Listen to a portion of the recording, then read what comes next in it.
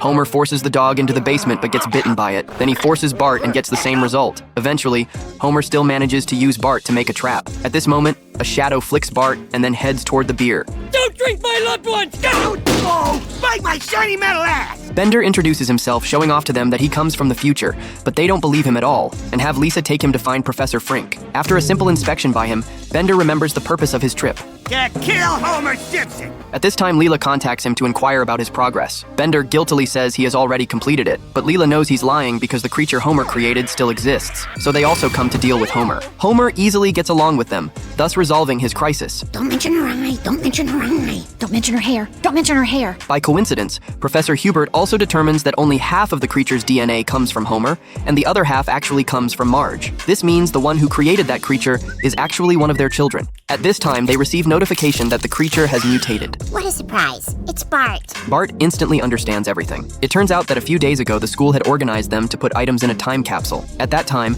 Bart put in a sandwich he had blown his nose on. It reacted with Milhouse's lucky rabbit's foot that was put in under the contamination of underground nuclear waste, eventually creating that creature. That's it. All we have to do is dig up the time capsule. And bury Bart in the hole. They drive to where the time capsule is buried. Bender immediately starts digging. At this time, Amy reports that the creature is destroying the portal engine. If they destroy it, we'll be sucked back into the future.